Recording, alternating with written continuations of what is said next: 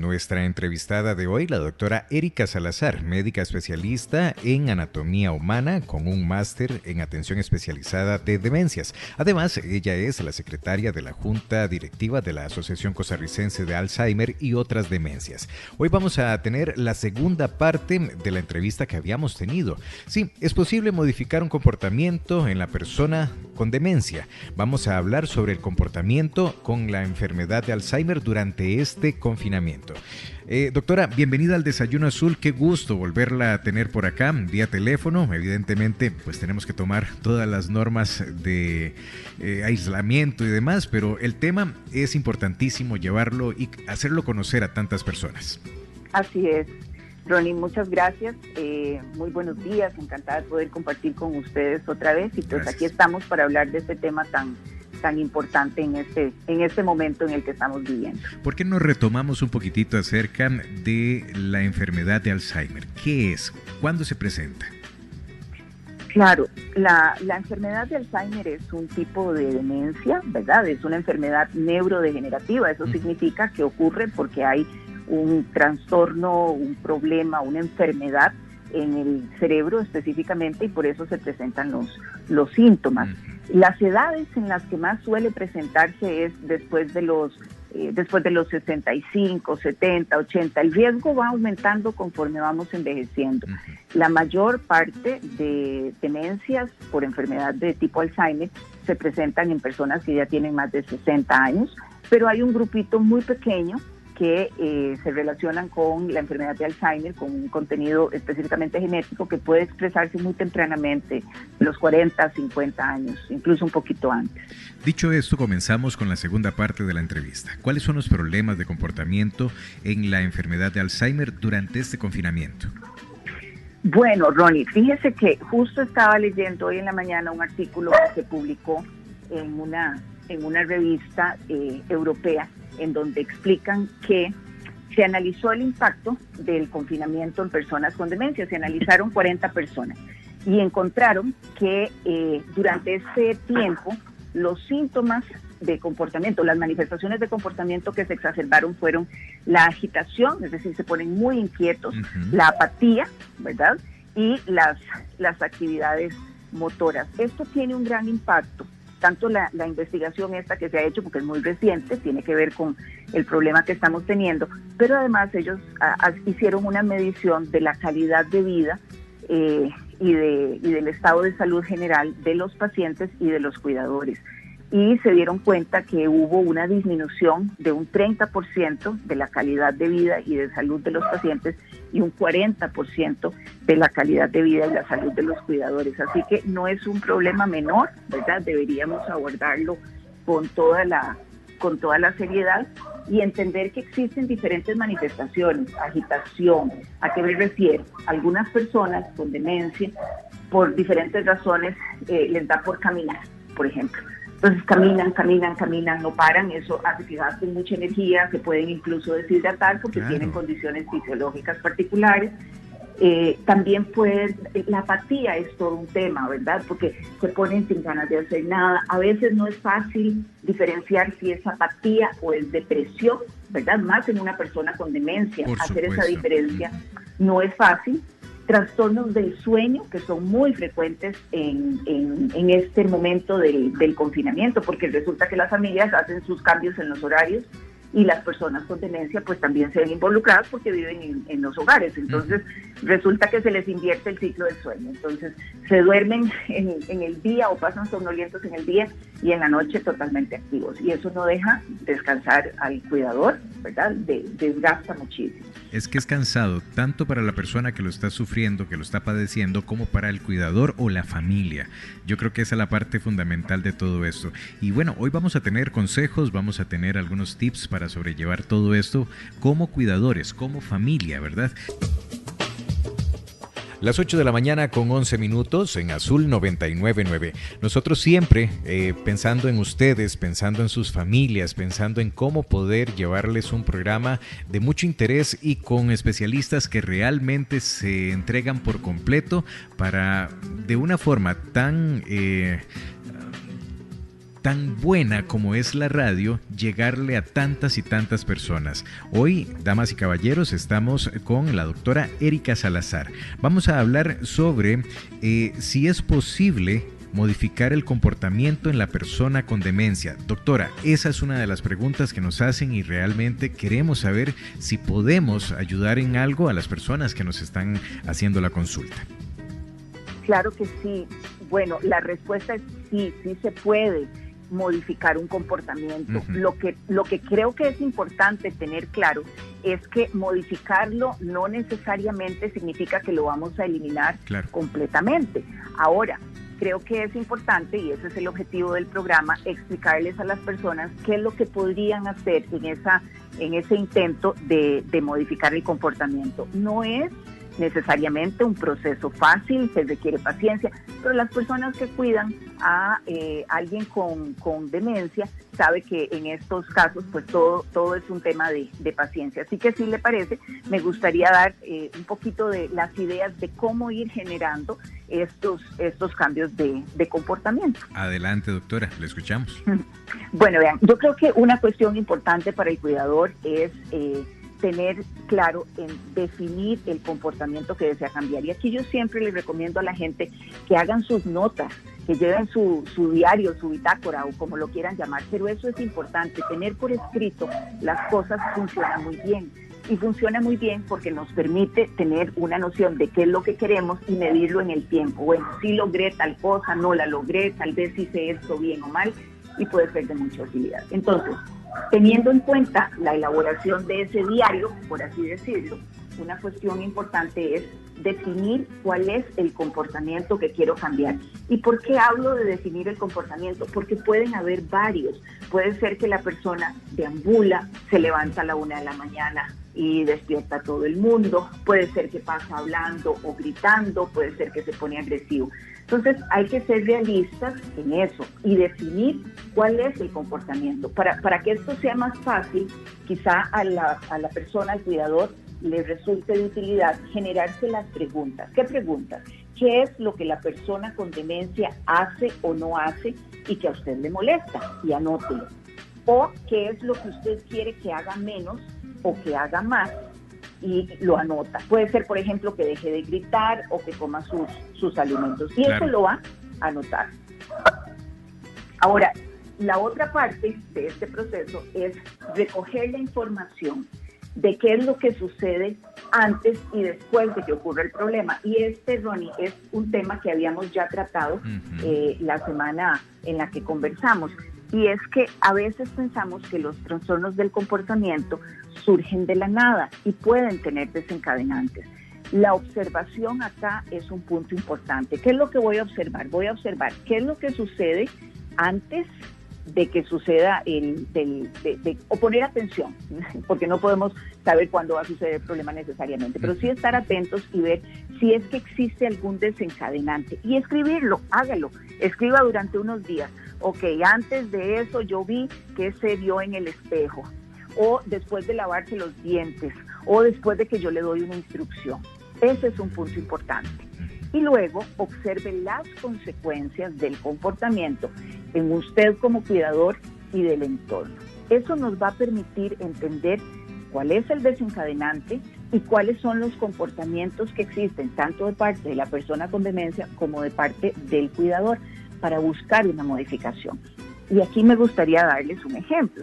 Veamos, por ejemplo, el desencadenante es la pérdida de un objeto, se perdió algo, ¿de acuerdo? Muchas veces la persona con demencia reacciona poniéndose nervioso y acusa al familiar de que se lo robó. Es que usted me lo robó, yo tenía aquí tal cosa, ¿verdad?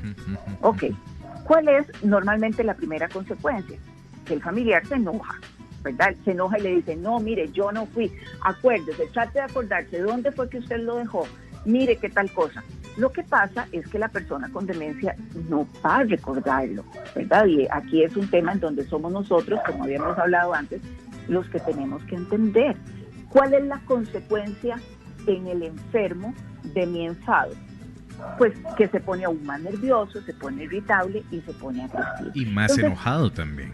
Claro, porque le están diciendo, recuerde, mire, usted puede, y no puede. Entonces imaginen ustedes la frustración que puede sentir esa persona, y las reacciones pueden ser variadas, dependiendo de la etapa de la enfermedad en la que esté.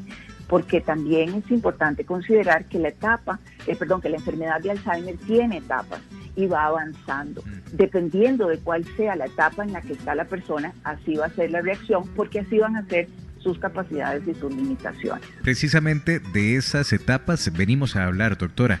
Las 8 de la mañana, 25 minutos. Nos emociona mucho saber que nuestros oyentes están haciendo sus consultas, que están siguiendo las entrevistas, y realmente para nosotros es fundamental saber que es un tema de tanta importancia a nivel nacional y que podemos abordarlo con un especialista como el que tenemos hoy. Doctora, tenemos varias preguntitas. Empiezo por acá. Dice: buenos días, mi mamá tiene 70 años y hace poco empezó a hablar que ve a mis abuelos que murieron hace años. Sí, bueno, mire, primero creo que es importante saber si la señora tiene algún diagnóstico, ¿verdad? Claro, importante. Eso es importantísimo, saber si le han dicho, si tiene alguna condición relacionada con demencia. ¿Por qué hago esta aclaración? Porque las alucinaciones y los delirios, que es congruente con lo que esta persona está planteando, pueden presentarse no solo en casos de demencias, ¿de acuerdo? Por ejemplo, en los adultos mayores, a veces se utilizan medicamentos, por ejemplo, para dormir, ¿verdad? Que en ciertas dosis y bajo ciertas condiciones pueden producir esas condiciones. Entonces, ahí nada más como para que la persona lo tenga en cuenta, ¿verdad? Que quizá no es una condición de demencia. Si no es así, pues importantísimo que valore con su médico a ver por qué la persona está teniendo eso. Ahora, esa condición que la persona describe de que ve a los abuelitos o ve a la mamá, eso es bastante frecuente, ¿verdad? Es una idea falsa que no tiene ninguna evidencia, pero ellos lo creen realmente, ¿de acuerdo? Entonces, hay un consejo tal vez para la persona que lo cuida, es que evite, ¿verdad?, discutir con la persona sobre que eso es falso, tratar de decirles, miren, no, acuérdense, su abuelita ya está muerta, tal y tal, no necesariamente tiene un buen resultado, ¿verdad? Confrontarla, muchas veces, exacto, muchas veces funciona más distraerlo, ¿verdad? Ese siempre es un buen truco, que salen con que vea a la abuelita, bueno, ya usted conoce qué aspectos lo distraen, distráigalo. Si hay ruido, si el ambiente es el que podría ser el generador de estas condiciones, que puede pasar, los sentidos en ellos tienen alteraciones, y entonces a veces ciertos estímulos de ruido, de iluminación, pueden generar percepciones falsas. La recomendación quizá más sencilla es: no discuta sobre la idea falsa, ¿verdad? Pero tampoco le siga la corriente sobre esa idea. Distráigalo, no lo engañe, ¿verdad? Porque a veces las personas dicen, bueno, le voy a seguir la corriente y le voy a decir que sí, que yo lo veo y tal. Ese no es el mejor abordaje. Excelente. Si la persona tiene un diagnóstico de demencia, pues es frecuente que esto suceda, y el tema es saberlo manejar. Muy bien, doctora, dice: mi mamá tiene esa enfermedad y muchas veces no quiere hacer nada. Eso me preocupa bastante. Sí, bueno, eso es congruente con lo que habíamos hablado de la apatía y la depresión. Ese es un tema muy complejo de diferenciar, tanto para los familiares como para los mismos profesionales. No es una cuestión tan sencilla, porque no sabemos si lo que la persona tiene es simplemente ganas de no hacer nada o si tiene un estado de depresión. Muchas veces la depresión sucede en las etapas más iniciales de la enfermedad.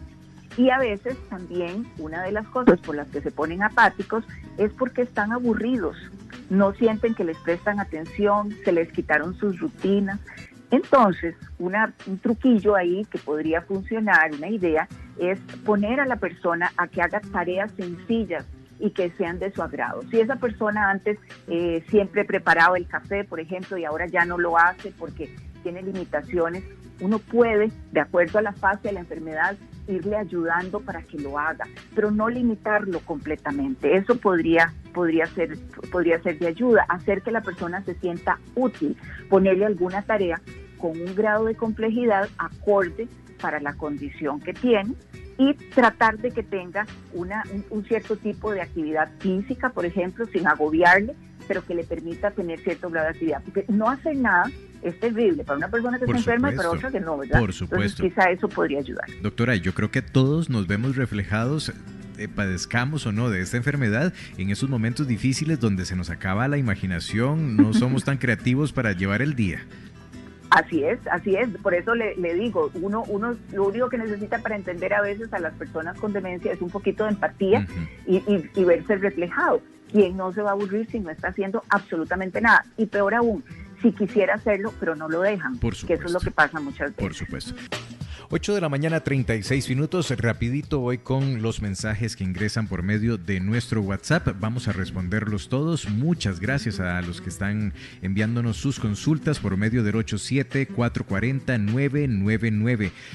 Dice por acá, pregúntele a la doctora, ¿es cierto que a mayor edad, mayor este padecimiento? Si hay experiencia en que se puede dar en gente joven y cómo prevenir esto a futuro. Muchas gracias a don Carlos. Sí, me parece una pregunta bastante importante, para ver si puntualizo los aspectos. A mayor edad, lo que hay es mayor posibilidad o mayor probabilidad de desarrollar la enfermedad de Alzheimer. La enfermedad de Alzheimer está asociada al envejecimiento, y aquí siempre hago la aclaración, no significa que envejecer es una enfermedad, jamás, pero conforme avanzamos en los años se ha visto que hay un mayor porcentaje. Les doy un ejemplo: después de los 60 años hay un 15% de personas que desarrollan Alzheimer, pero después de los 80 años hay hasta un 30% de personas que lo desarrollan. Ese es el primer punto que me parece importante de decir, y que es lo que el señor preguntaba. El otro es si se puede dar en personas jóvenes. La respuesta es sí. Existe una variedad, por así decirlo, de enfermedad de Alzheimer que es más de tipo genético, en donde las personas pueden desarrollar la enfermedad en edades tan tempranas como los 40 o 50 años. Es poco frecuente, pero sí se da. Y lo otro que el señor pregunta es si se puede prevenir. La respuesta es sí. Por eso es que hay que ser tan insistentes en relación con algunos aspectos que nos permiten la prevención. Y aquí es interesante porque no todo es medicamentoso. A veces uno piensa que para prevenir enfermedades tomar tal o cual medicamento. En la enfermedad de Alzheimer o en demencias se ha visto que el estilo de vida es una forma importante de prevenir. La actividad física es muy importante. Y aquí no estamos hablando que nos metamos a hacer CrossFit 5 días a la semana. Con 30 minutos diarios de caminata, al menos 3 veces a la semana, el cerebro lo agradece, se modifica, se somete a este proceso de neuroplasticidad y ayuda. La dieta, lo que comemos, eso puede ser un veneno. Eso también es una manera de prevenir. Y ya si nos vamos a la parte de salud específicamente, controlar, por ejemplo, enfermedades como presión arterial y diabetes mellitus, controlarlas, es decir, manejarlas bajo niveles óptimos. No que soy hipertenso, pero ando la presión entre 150 y 90 y entonces ahí me la voy jugando. No, es trabajar junto con su profesional para lograr tener controlado eso, igual la diabetes. Y otra parte que podríamos hacer es la utilización de algunos suplementos y antioxidantes que se han visto que funcionan en la prevención del deterioro cognitivo. Ahí les doy algunos nombres muy sencillos: la coenzima Q10, que es un suplemento, el resveratrol es otro suplemento antioxidante. Se ha visto que la vitamina D de dedo, tiene un efecto muy importante en cerebro. El glutatión, que es un antioxidante también. Es decir, les comento algunos aspectos de la parte de nutrición y de suplementación que también podríamos utilizar para prevenir. Doctora, ¿en qué momento nos damos cuenta que una persona está en la etapa final de esa enfermedad? Bueno, mire, la enfermedad de Alzheimer se puede estadiar, para hacerlo de una manera más resumida, en 3 áreas: una fase leve, una fase moderada y una fase severa, ¿verdad? La evolución de esto, es decir, en cuánto tiempo, va a variar en razón de cada persona, cómo se le ha cuidado, cuánto se le ha estimulado. ¿Qué quiero decir con esto? Algunas personas con demencia de tipo Alzheimer viven 5 años, pero otras viven 10 o 15 años. Es una enfermedad que demora mucho tiempo, ¿de acuerdo? Entonces, explico esto para saber que no necesariamente lo podemos medir en años, en los primeros 2 años tal cosa, no, es más de acuerdo a los síntomas. Y en este aspecto, pues específicamente vamos a tener en una fase ya de deterioro grave. Normalmente lo que tenemos es una alteración absoluta del lenguaje, puede haber mutismo, la persona no entiende lo que le dicen, tampoco se puede comunicar. Hay incontinencia, hay problemas de alimentación. Problemas de alimentación me refiero que la persona no deglute, no traga, ¿verdad? Pueden tener conductas delirantes, ¿verdad? También pueden tener, ¿qué te digo? Incontinencia urinaria, requieren asistencia en el aseo y en la alimentación, y así como van avanzando van perdiendo habilidades psicomotoras que son básicas, como por ejemplo la capacidad para caminar. Es decir, el cuerpo y el cerebro ya no tienen la capacidad de generar actividades básicas para la subsistencia, son absolutamente dependientes, y ese proceso en donde la persona empieza a quedar mucho tiempo encamada es una de las razones por las que empieza el deterioro, y hay más probabilidades de que las personas hagan infecciones, muchas veces son neumonías. Como tienen problemas para tragar, lamentablemente a veces las personas fallecen porque hacen broncoaspiración, lo que uno comúnmente dice que se le va la comida por mal camino, ¿verdad? Entonces la comidita, en lugar de irse hacia el estómago, baja por la tráquea, va hacia los pulmones, genera una neumonía y puede ser un desencadenante. Quizás esos sean algunos de los síntomas o manifestaciones que podría tener una etapa ya avanzada. Doctora, le agradecemos montones por su tiempo, le agradecemos por la forma que nos explica las cosas. Muchas personas se han notado interesadísimas en consultarle, en escuchar cada uno de los desarrollos de cada pregunta, y nosotros le agradecemos montones porque sabemos de su tiempo tan escaso y aún así nos está atendiendo las llamadas, que generalmente son 3, y vea por dónde vamos. Pues es un gusto, me alegra mucho. Tenemos preguntitas, dice, buenos días, para preguntarles a ustedes y a la doctora la diferencia entre demencia senil y Alzheimer. Muchas gracias. Bueno, mire, demencia senil es un término erróneo que se ha utilizado por mucho tiempo. No existe la demencia senil, porque hablar de demencia senil es decir que entramos en demencia porque envejecemos. Y eso no es cierto, es un término errado. Las demencias, existen varias clasificaciones. Uno puede hacer demencia vascular. ¿Qué significa eso? Que conforme vamos avanzando en la vida, con los años, las arterias que irrigan el cerebro disminuyen el volumen porque están atoradas, por así decirlo, con grasa, con aterosclerosis. La irrigación disminuye, se pueden producir microinfartos y entonces hay una demencia. Las 2 demencias más frecuentes son la demencia de tipo Alzheimer y la demencia vascular. Y luego siguen otras. Pero qué importante esa pregunta, porque ese concepto se ha utilizado y se sigue utilizando lamentablemente incluso en el ámbito de la salud. Pero cuando uno habla de demencia senil dice, bueno, es que se demenció porque ya está mayor. Y esto genera un sesgo muy importante en la gente, en donde las personas dicen, mira, mi mamá o mi papá se le están empezando a olvidar las cosas, o dejó la estufa encendida y salió, o ya no se acuerda cuál es la casa, es que está chochando, como decimos, sí, claro, ¿verdad?, por la edad. Eso no es cierto. Cuando una persona presenta esos síntomas es porque está teniendo un problema que debe abordarse. Entre más temprano uno pueda abordar una persona con deterioro cognitivo o con una demencia ya instaurada, mejor es la calidad de vida que va a tener esa persona y sus cuidadores. Entonces, demencia senil no existe. Lo que existe son demencias por enfermedad de Alzheimer, demencia por Parkinson, demencia vascular, demencia por cuerpos de Lewy, toda una clasificación. Pero no significa que conforme envejecemos nos vamos a demenciar. Lo que sí sucede es que conforme avanzamos en la vida, las probabilidades de desarrollar la enfermedad aumentan porque el cuerpo se ha ido deteriorando y se ha ido modificando. Pero no todas las personas adultas mayores desarrollan demencia. Eso significa que la senilidad no es sinónimo de deterioro cognitivo y demencia. Doctora, y para finalizar, agradeciendo también a nuestros oyentes, dice: buenos días, Ronnie, ustedes pueden tratar temas sobre Parkinson y gesticulaciones que a veces resultan muy incómodas para los miembros de la familia. Trabajo con adultos mayores y me gustaría explicar a los familiares sobre ello.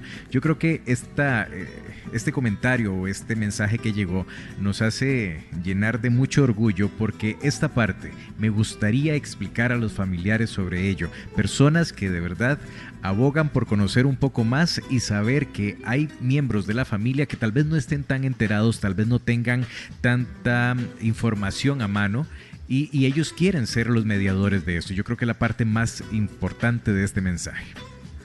Sí, me alegra mucho que las personas estén mostrando ese interés.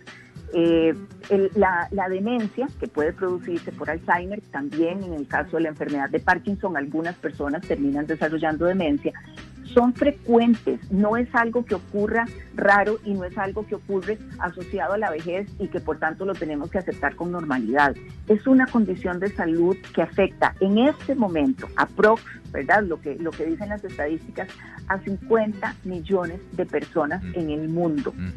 Cada 3 segundos se diagnostica una persona con demencia, y nuestro país tiene una particularidad, y es que a nivel latinoamericano somos los que tenemos las características demográficas y socioeconómicas que permiten un mayor envejecimiento, y eso hace que tengamos una mayor cantidad de personas adultas mayores, más posibilidades de desarrollar deterioro cognitivo y Alzheimer. Así que me parece que debemos hablar más de estos temas, y sobre todo me parece acá que es importante también darle pistas a las personas de cuáles son algunas manifestaciones cuando está iniciando esto.